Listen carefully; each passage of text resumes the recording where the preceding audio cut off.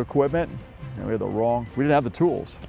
The lessons learned 40 years ago that leave us better prepared today. And plans for a new Bay Area skyrise are on hold after the developer files for bankruptcy. We hear from housing advocates who say the fight isn't over. We don't have an affordable housing crisis. We have a housing crisis that's affordable. Thanks for joining us this Tuesday. I'm Ann Makovic. We're going to have those stories and lots more coming up right after our news headlines. The number of people killed from the flash flooding in central Texas has risen to at least 108. That includes at least 27 campers and counselors at an all-girls Christian summer camp. About a dozen campers are still missing. Rescue teams are using drones equipped with thermal sensors to try to find any survivors.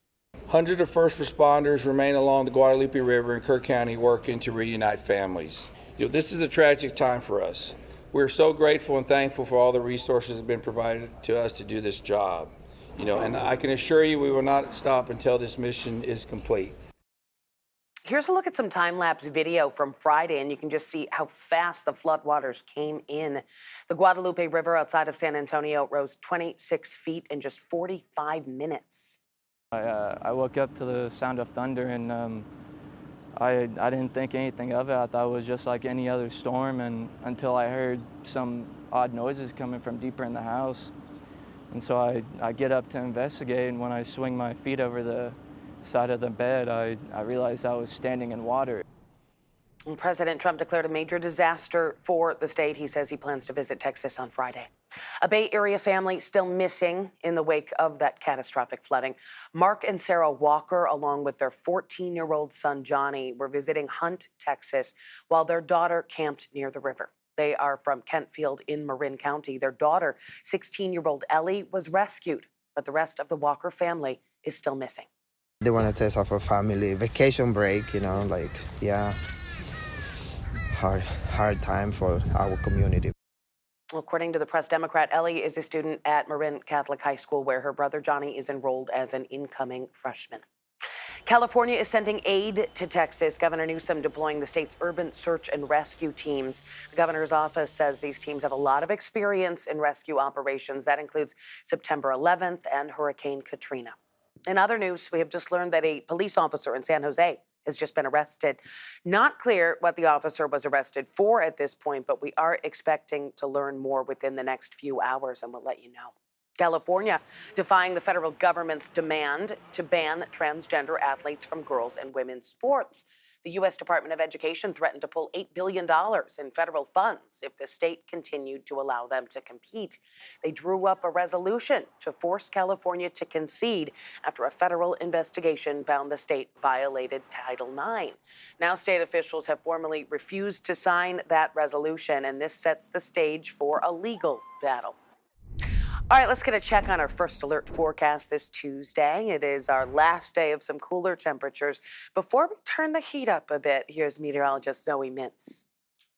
Happy Tuesday. We are going to continue to see very similar conditions to what we saw yesterday, although you might notice our coastal community is actually a degree or two warmer than yesterday because the cloud coverage isn't nearly as thick in the early morning hours, and there might even be a few more peaks of sunshine. So upper 60s in San Francisco, mid to lower 60s closer to the coast, mid to upper 70s for areas around the bay, and then farther inland we're actually a degree or two cooler than yesterday, sitting in the mid 80s. But it's all relative for this time of year. We are going to continue to see a bit of a heat up on the way later this upcoming week. So maybe you want to head out to the game tonight. It is going to be a beautiful one.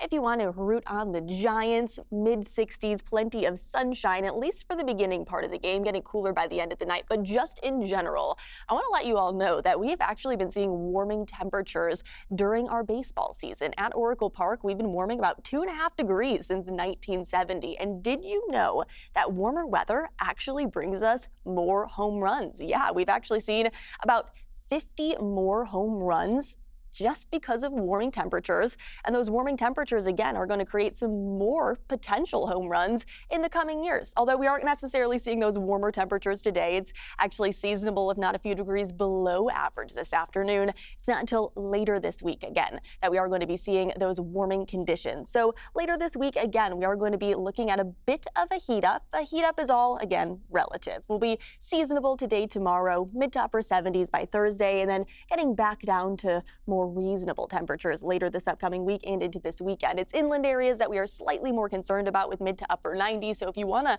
escape the heat inland, head on over to the coast or the bay, where it is going to be a little bit more comfortable. More now on the Marin County family that is missing in Texas. The mother of the missing father tells the Chronicle the family was washed away while their 16-year-old daughter Ellie was at summer camp. Marin Catholic is going to hold a prayer service tonight for the family in the St. Francis Chapel, hoping for a miracle. Our Veronica Macias is at that campus. This tragedy hitting particularly hard because so much of the loss involves children, just like it does with the Walker family, who has a 14-year-old son. Families who had intended to go to summer camps for children to build friendships, make memories along the Guadalupe River. The Walker's teenage daughter was enjoying days at a summer camp. Elle is reported to be safe this morning. However, parents Mark and Sarah and her brother Johnny, they remain missing. Johnny, just 14 years old, was set to be a freshman this upcoming year at Marin Catholic High School. It's a heartbreaking loss for so many in Marin County. It seems like in some way or another, everyone knew the Walker family. They were very involved in youth sports. Mark's brother, actually a former Giants pitcher, Tyler Walker. Mark himself, a baseball coach for the Ross Valley Little League. The organization telling CBS News Bay Area it is focusing on supporting its community and the Walker family privately. The league organized a prayer vigil for the family Sunday night where hundreds of people attended. As the community holds out hope, some people have started leaving flowers outside of the Walker family home. People telling us they were just the nicest family. Fine people, nice people, sweet people, friendly, so friendly. Say hi to everyone, you know. Hey, how you doing? Hey, what's going on? I don't know how can I accept Sarah is not here with us. I pray every night for them to find them, or find the body, or find something. Marin Catholic High School has declined to comment at the request of the Walker family. That vigil being held here at 6 p.m. Right now, you can help the victims of the devastating floods in Texas. The QR code there on your screen will take you to a list of organizations helping with relief for communities. Still ahead here on CBS News Bay Area. It was 4 decades ago when the Lexington fire forced frantic evacuations in the South Bay. Now we are hearing from a pair of firefighters who were on the front lines, how they say our state is better prepared thanks to the lessons learned from that fire. So I'm looking down here and I can see the columns of smoke going up, and come on guys, let's get this thing out. Plus, plans for a high-rise in San Francisco brought some fierce opposition. Why those plans are now on hold, and why housing advocates say the fight isn't over. It's not because we don't want change and we don't relish change. This side has seen so much change. We're just going back. And U.S. military troops and federal agents take over a public park in Los Angeles. Details on what some call a massive show of force and the mayor's call to the Trump administration. In the Bay Area, a new WNBA franchise is taking flight. Catch this first-in-a-lifetime inaugural season as the Golden State Valkyries play live on KPIX and Pix Plus.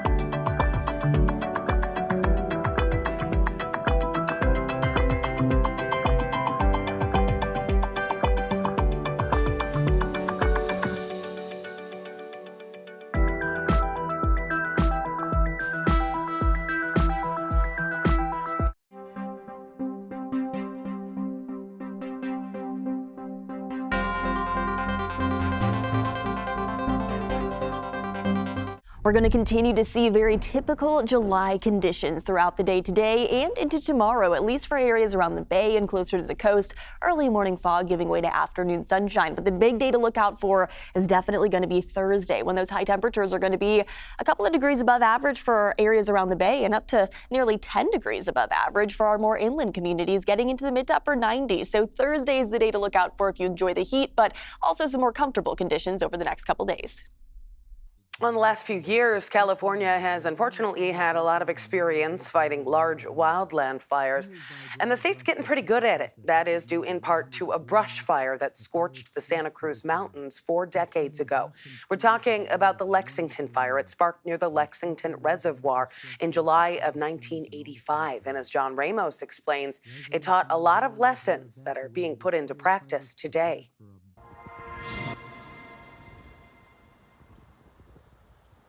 It became known as the Lexington Fire. The blaze roared through the rural area near Los Gatos, and a local news reporter named Lee Eggerman documented what happened. Fueled by dry brush and temperatures that hovered near the 100-degree mark, the fire swept to the south, consuming brush and trees at a rate of 1 acre a minute. The weather conditions pushed the fire forward, but there was little air support available, so firefighters were left to battle the blaze from the ground. Doug Sporlater, now 83 years old, was an incident commander and remembers what it looked like at the command center at Vasona Park. This is where 3,000 firefighters came. Had you ever seen this big an operation before? I had not. This county had not. It was completely new. The weather report was given to us and said this is going to get really serious this afternoon. So he made a request to the state's emergency services officer. I need 25 strike teams, 125 engines this afternoon. We're going to have a problem, it's going to blow up, and he got them. And it was remarkable that... Had they ever done something like that before? No, not that I'm aware of. Doug still has the T-shirt from the fire listing the 200 departments that pitched in to help. At the time, it was the largest mutual aid effort in U.S. history. Does that mean a lot to you? It does. Obviously, I kept it all these years, you know. But just because they had lots of people and equipment, there was still a lot to learn. Harold Schapelhoman was a rookie wildland firefighter who was assigned to the largest engine with the worst turning radius. His hoses were the wrong kind for wildfires, and they only had one shovel for the 3-man crew. We had the wrong equipment, and we didn't have the tools. You were even asking for a water jug. Correct. You had no toothpaste, water jug? toothbrush, tent, sleeping bag would all have been great. Didn't have anything. We didn't have anything for breathing, so we would use like a wet, neck scarf, handkerchief, whatever you want to call it. I mean, all that, is completely different today. If things are different today, that may in part be because of the letter Schapelhoman wrote to his superiors suggesting changes for the future. But the rookie also learned a lesson about the chain of command. So you kind of learn that as a young firefighter. They don't necessarily need it in writing. You can tell somebody of rank, and then hopefully it's their idea, or they don't need some smart young guy telling them what to do. It was a learning experience all around. Because of the Lexington fire, state and local departments changed the way they organize mutual aid, coordinate radio frequencies, and allocate air resources. Even the command structure for large events was changed. How much did this contribute to improving firefighting? 100%. It's completely different, and it works extremely well. And that may be a good thing for those who survived the Lexington fire. The area burned in 1961 and recovered, then again in 1985. Now Doug says the conditions are right for it to burn again. Well, the Lexington fire burned for 6 days before the weather changed, giving firefighters a chance to bring it under control. It burned more than 21 square miles and destroyed 42 structures, but luckily nobody was hurt. New details now on what led up to a police shooting and killing in San Jose. Officers say that man confronted them with 4 guns when they went into his backyard. This happened Sunday afternoon at a home on Recife Way. Police say Kareem Khan lived in an ADU behind his parents' house. The parents called to say he was off his medications and was threatening them. Police say when they got there, Khan pointed a gun at them and then went inside his ADU. Officers retreated and tried to negotiate with him on the phone. It was after a 20-minute phone call. Police say Khan hung up and came outside and shot at officers. You can see a bullet hole there in an SJPD patrol car. The police chief says they believe the car's engine stopped the bullet and could have saved officers from being shot. Now, by this point, officers had positioned themselves in a yard behind the property. The chief says Khan jumped into that neighboring yard holding 4 guns and 50 rounds of ammo. The police chief didn't say who shot first, but said Khan engaged shots with an officer. They found Khan had been hit by at least 1 gunshot and died at the scene. This incident is a tragedy primarily because there was such easy access to firearms during a mental health crisis. These calls are always unpredictable, but are too often among the most dangerous situations our officers face. They escalate without warning, but when a gun is not involved, can many times be de-escalated just as quickly. Police say those guns were not registered to Khan. They are working to find out how he got them. They said the 911 caller did not tell police that the man had weapons, putting officers in danger when they got to that scene. A proposed high-rise in San Francisco's Sunset neighborhood is now on hold. Some neighbors have told us they were worried that the towering development would ruin the character of their neighborhood, but developers said it would provide much-needed housing. It's why people moved out here in the first place. They love the neighborhood. Changing it with a super high skyrise, making it downtown or Miami, is not going to make what people love and adore about our neighborhood. The proposed high-rise was actually the second plan for the site at 2700 Slope Boulevard, but now the company behind it filed for bankruptcy. Suji Nam spoke with people on both sides of the debate.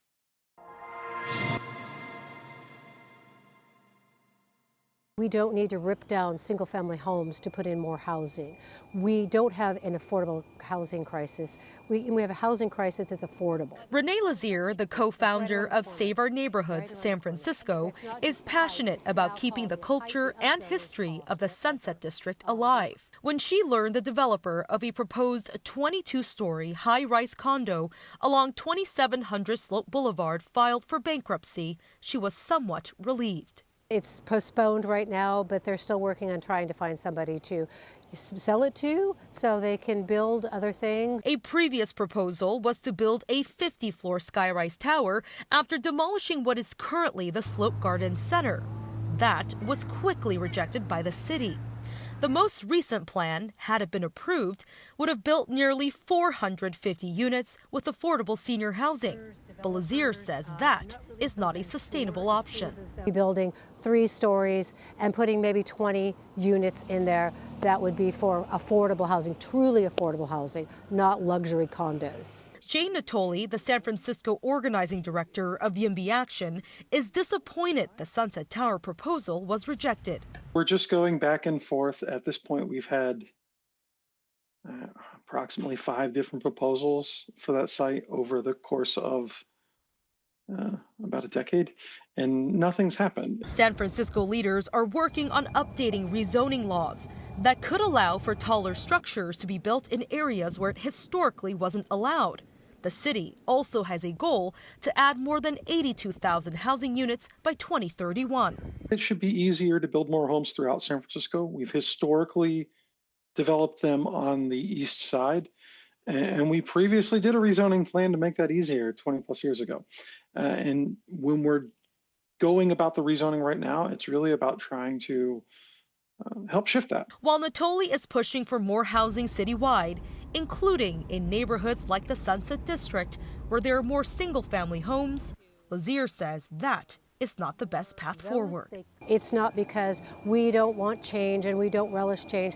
This side has seen so much change since they started building out here in the late 1800s. Well, we reached out to Mayor Daniel Lurie's office as well as District 4 Supervisor Joel Ingardio's office for comment and have not yet heard back. We also reached out to the developer's attorney, still waiting for that response as well. Still ahead, tactical vehicles and heavily armed agents marching through a park in Los Angeles. The mayor blasting the move as a scare tactic. It is outrageous and un-American that we have federal armed vehicles in our parks. The mayor's call to the Trump administration.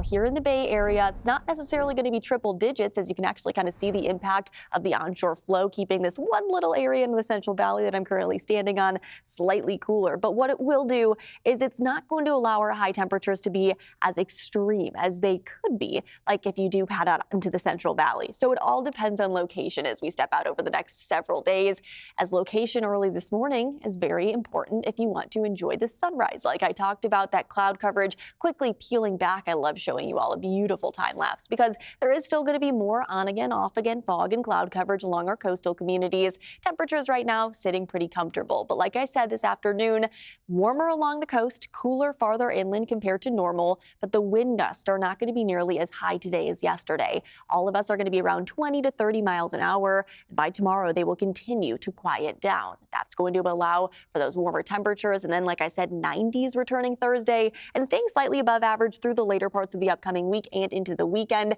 So if you want to escape the heat, like I said, I suggest heading on over to the coast where some beautiful beach weather is on the way later this weekend into the weekend. Back to you.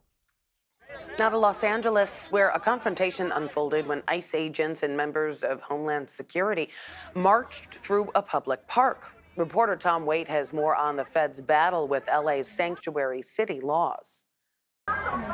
It looked like an armed military invasion. 14 Humvees, tactical vehicles, federal agents, and National Guard troops, some on horseback, fanning out and marching through MacArthur Park.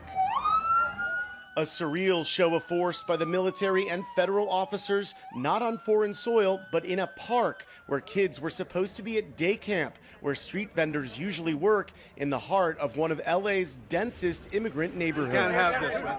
As the dramatic scene was unfolding, LA Mayor Karen Bass showed up, confronted an agent, used his phone to make a call, and demanded that agents leave ASAP. After about an hour, agents and the guard troops left. No reported arrests or an explanation.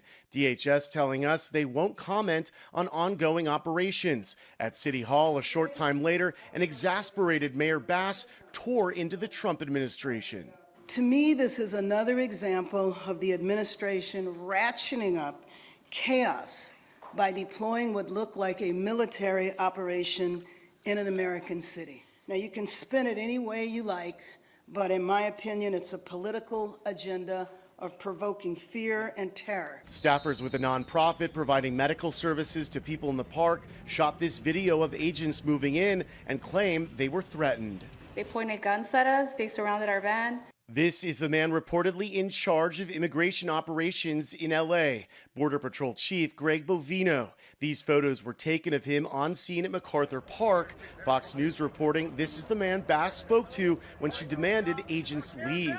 A Fox News reporter asked Bovino about the conversation. He said he made it clear, quote, "I don't work for Karen Bass. Better get used to us now because this is going to be normal very soon. We will go anywhere, anytime we want in Los Angeles." Bass was asked about that statement. I know he works for the President of the United States. Maybe he needs to work for Karen Bass. Governor Newsom also blasted the operation. He was in LA to hold a joint press conference with Bass to mark the 6-month anniversary of the horrific Eaton and Palisades fires. What a disgrace what's happening in MacArthur Park. What theater.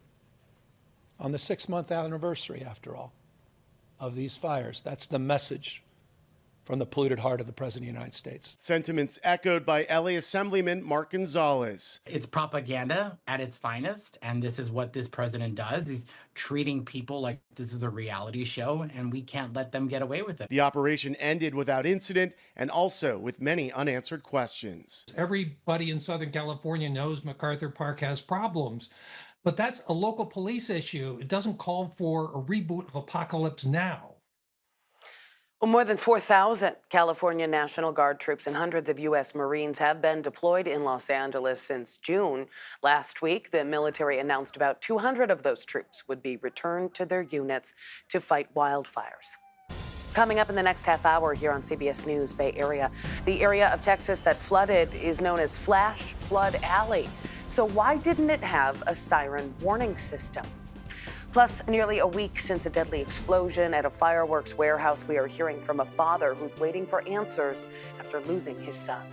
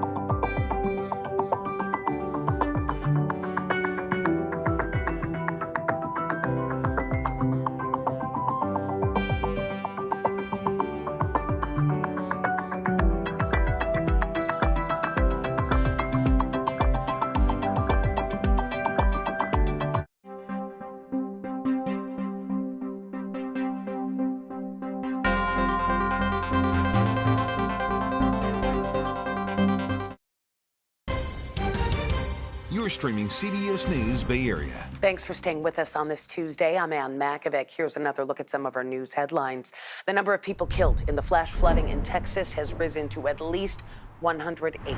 That includes at least 27 campers and counselors at an all-girls Christian summer camp. Hundreds of rescue workers and volunteers are sifting through debris, hoping to find those still missing. President Trump declared a major disaster for the state. He says he plans to visit Texas on Friday, and Governor Newsom has deployed the state's urban search and rescue teams to help out. A Bay Area family still missing in the wake of that catastrophic flooding. Mark and Sarah Walker, along with their 14-year-old son Johnny, were visiting Hunt, Texas, while their daughter camped near the river. They are from Kentfield in Marin County, and their 16-year-old daughter Ellie was rescued, but the rest of the Walker family is still missing. California defying the federal government's demand to ban transgender athletes from girls' and women's sports. The U.S. Department of Education threatened to pull $8 billion in federal funds if the state continued to allow them to compete.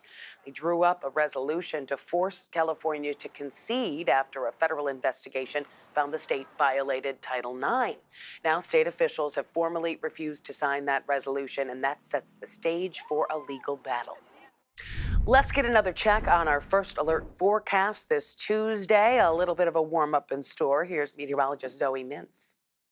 Happy Tuesday. We are going to continue to see very similar conditions to what we saw yesterday, although you might notice our coastal community is actually a degree or two warmer than yesterday because the cloud coverage isn't nearly as thick in the early morning hours, and there might even be a few more peaks of sunshine. So upper 60s in San Francisco, mid to lower 60s closer to the coast, mid to upper 70s for areas around the bay, and then farther inland, we're actually a degree or two cooler than yesterday, sitting in the mid 80s. But it's all relative for this time of year. We are going to continue to see a bit of a heat up on the way later this upcoming week. So maybe you want to head out to the game tonight. It is going to be a beautiful one. If you want to root on the Giants, mid 60s, plenty of sunshine, at least for the beginning part of the game, getting cooler by the end of the night. But just in general, I want to let you all know that we have actually been seeing warming temperatures during our baseball season. At Oracle Park, we've been warming about 2.5 degrees since 1970. And did you know that warmer weather actually brings us more home runs? Yeah, we've actually seen about 50 more home runs just because of warming temperatures. And those warming temperatures, again, are going to create some more potential home runs in the coming years. Although we aren't necessarily seeing those warmer temperatures today, it's actually seasonable, if not a few degrees below average this afternoon. It's not until later this week, again, that we are going to be seeing those warming conditions. So later this week, again, we are going to be looking at a bit of a heat up. A heat up is all, again, relative. We'll be seasonable today, tomorrow, mid to upper 70s by Thursday, and then getting back down to more reasonable temperatures later this upcoming week and into this weekend. It's inland areas that we are slightly more concerned about with mid to upper 90s. So if you want to escape the heat inland, head on over to the coast or the bay, where it is going to be a little bit more comfortable. In Central Texas, first responders and volunteers are still searching for people in the devastating flooding that killed more than 100 people, including at least 27 campers and counselors at Camp Mystic. Almost a dozen girls from the camp are still missing. Reporter Karen Hua is in Kerrville, where questions are mounting about early warning systems and evacuation orders. Rescue teams continue to search for anyone who might still be alive along the Guadalupe River in central Texas. They're using drones equipped with thermal sensors to try to spot any survivors. I can assure you we will not stop until this mission is complete. State and local officials are coming under scrutiny over the planning for storms as deadly as this one.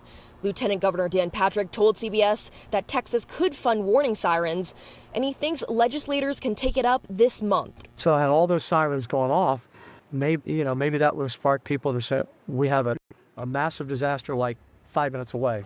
Hard-hit Kerr County is part of an area known as Flash Flood Alley, but it's never invested in a siren warning system. Everyone would agree in hindsight, if we could go back and do it again, we would evacuate particularly those in the most vulnerable areas, the young children in the cabins closest to the water. We would remove them and get them to higher ground. Along with the destruction here and crushing human loss, residents are also sharing stories of survival. With the Guadalupe River rising, Christian Fell says he struggled to find higher ground as the water rose all around him Friday morning. I realized the window was broken, so I swam through the window and I was standing on that meter box right there for the next 3 hours. Among the rubble that used to be Camp Mystic, Fletcher Cordell searched for anything left behind by his 11-year-old daughter, Olivia. She had her charm bracelet laid out, and she's been asking about that a lot. Olivia survived the deadly flooding, rescued by helicopter. Cordell says she's only starting to process the disaster, and the bracelet is important to her. I'll stay here as long as I can till it's, found, and if I don't find it, I'll come back. Hundreds of girls were at Camp Mystic early Friday morning when the floodwaters started raging. About a dozen campers are still missing. You can help the victims of the devastating floods in Texas. Scan that QR code there on your screen. That will take you to a list of organizations helping with relief for communities. It has been nearly a week since that explosion that killed 7 people at a fireworks facility in Yolo County. And families are asking why a property that was not permitted for anything other than agriculture was storing and selling explosives. Madison Keevy has more on the investigation in the tiny community of Esparto. And this is a incredibly complicated incident and investigation. There are so many layers to this. New insights from the Esparto fire chief on Monday, nearly a week to the day since that deadly explosion at a fireworks facility on property owned by a Yolo County lieutenant. Staring at that incident, knowing what was occurring, we had to make the most appropriate decision to protect the rest of the lives that were at stake. And so we made the decision to conduct the operation that we did, which was more of a defensive operation in mitigating the spread of the incident. The chief says the state fire marshal is the lead agency now and couldn't answer questions about the investigation.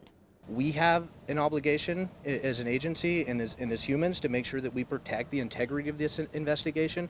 As much as you all want answers and the family want answers to these things, we have an obligation to make sure that this is done the right way and done thoroughly. In the silence, a father's pain. Johnny Ramos Sr. stays close by for answers he's been waiting on. Disappointed, he says, by officials again today. We are not animals. We're human. My child is no more here, and they don't care, Well, family members have identified 4 of the victims, including Ramos's 2 sons, 18-year-old Jesus and 22-year-old Johnny Jr. Authorities are promising families some clarity in the coming days from rapid DNA testing. Coming up next, a new development in the fight between California and the Trump administration over transgender athletes in sports. The act of defiance by the state that could lead to a legal battle. In the Bay Area, a new WNBA franchise is taking flight. Catch this first-in-a-lifetime inaugural season as the Golden State Valkyries play live on KPIX and Pix Plus.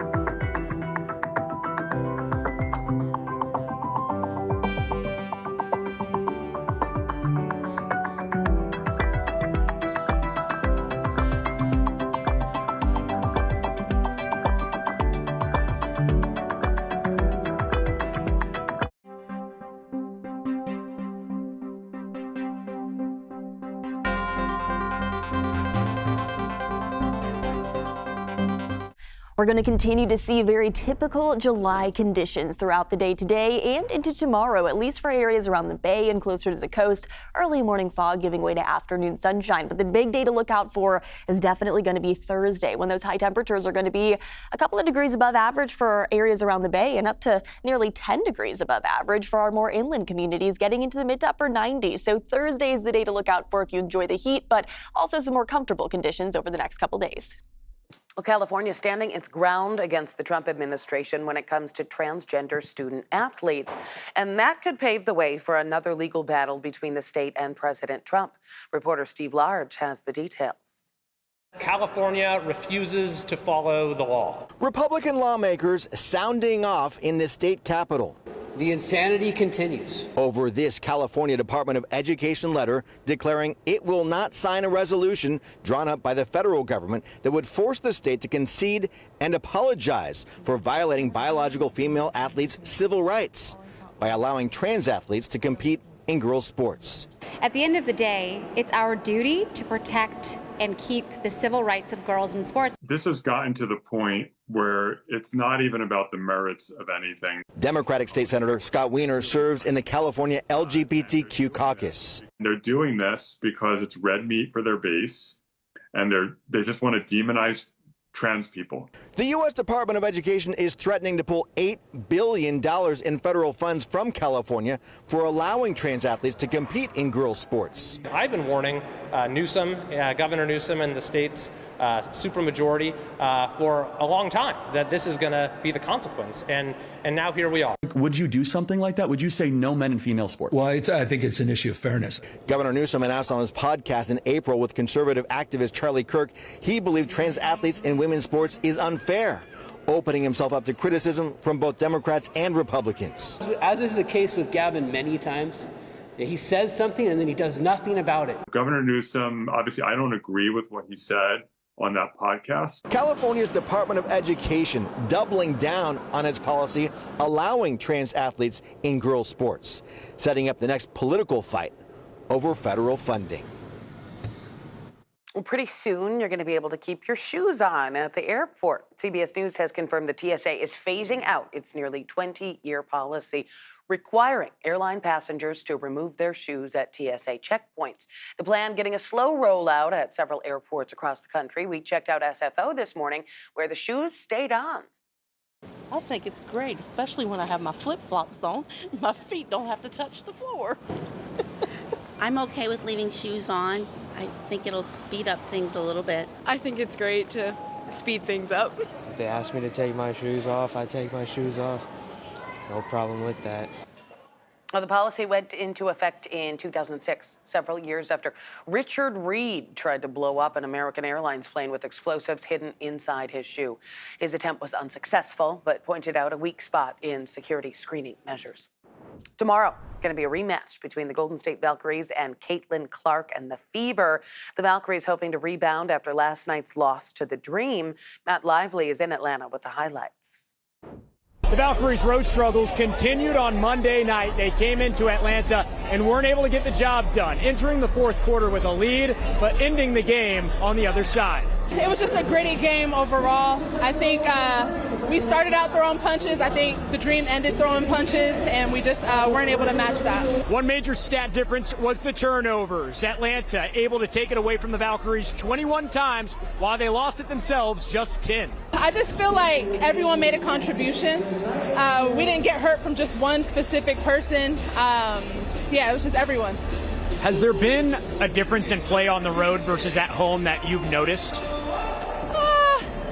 I don't want to say that. I don't want to make any excuses. We're the same 12. Coach Nat challenged our defense and our energy. That's things that are under our control. And so I think those are the things that we're going to be focused on going in the next game. How do you quickly flip the page to go to Indiana? Yeah, we just talked about it right now. It's got to be a quick reset. They're talking now, which is great. That's what I want to see. Is like usually when a team doesn't, show up, or literally a family doesn't show up, they get together and they talk even more, which I like. The Valkyries won't have time to sulk about this one. They travel to Indiana and have an early game Wednesday against the Fever. As Matt just mentioned, Valkyries now heading to Indiana to take on Caitlin Clark and the Fever tomorrow. You can watch that game on KPIX and streaming on Paramount Plus. It is an early one. That game starts at 9 a.m. Coming up, sensors underground are giving us more information about seismic activity, and it's shaking up what we thought we knew about earthquakes. We want to catch an earthquake right as it's beginning.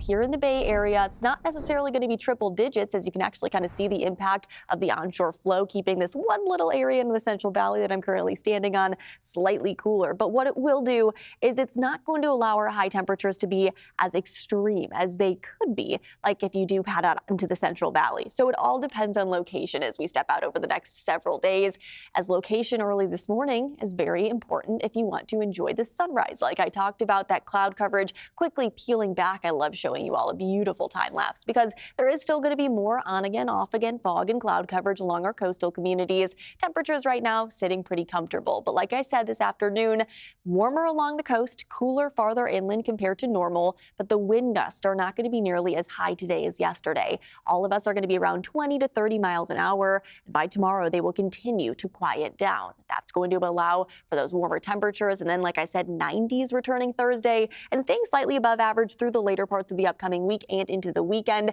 So if you want to escape the heat, like I said, I suggest heading on over to the coast where some beautiful beach weather is on the way later this weekend into the weekend. Back to you. All right, get out those credit cards. Amazon Prime Day is here, one of the biggest online shopping days of the year. So big, in fact, it's apparently now running through Friday. Prime Days, plural.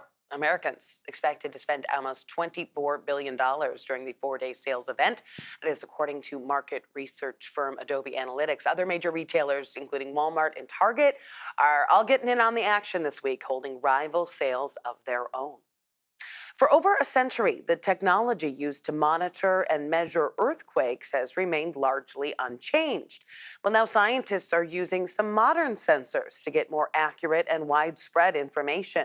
Brian Hackney shows us how fiber lines, the type that give us access to the internet, are helping Bay Area seismologists. We're at Lawrence Livermore National Laboratory at Building 121. And inside Building 121, we monitor earthquakes. Gene Ichinose and Tim Brandt monitor them inside this room using this machine, the interrogator. What's it interrogating? The fiber. Fiber optic cable, that is, which Tim taped to the floor, and even the lightest tap is digitally recorded. And that's a big step forward. So we're at Coyote Point in San Mateo, and this is a seismic station. USGS seismologist Anne-Marie Bolte climbs toward more familiar gear. And this is the more traditional way of measuring seismic waves? Yes, this is a very high quality instrument. This equipment gives us the familiar traces of ground motion, but there is a downside. Right here, we have one recording at one location. It only tells us about the geology right here.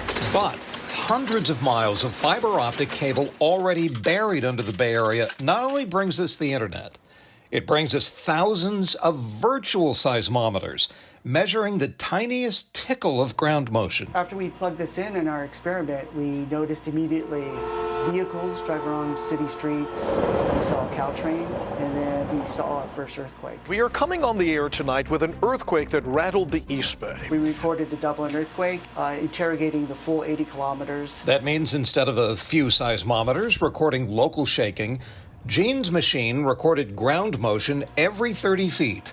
Along 50 miles of fiber optic cable buried from San Francisco to Sunnyvale, the equivalent of 8,000 seismometers. This is probably one of the best recorded earthquakes with such density and scale. And more data could someday mean more insight. Take Northridge. Maybe $50 billion worth of damage in 30 seconds, and a total surprise. It's on a previously unknown fault. Is it possible to uncover a hidden fault with this new system? Yeah, it's possible to uncover a hidden fault because we're getting, again, information on a very fine scale. Another tremendous upside of fiber, it's cheaper. Installing this single traditional seismometer costs about $100,000. For the same money, the interrogator virtually installs thousands. Fiber's already in the ground. You don't have to do any digging. And since the buried fiber might be much closer to the next epicenter, For earthquake early warning, we want to catch an earthquake right as it's beginning. And every millisecond counts. Every millisecond counts, and then we can get you a warning a little bit quicker that waves are coming to your house. the more modern technique is shaking up seismology. It is. It's a really exciting concept, and it's going to open all kinds of doors for really creative, interesting studies for us to understand the Earth better. Well, the scientists tell us this technology was developed at Stanford almost a decade ago and is now being rolled out by the officials at the Lawrence Livermore National Laboratory.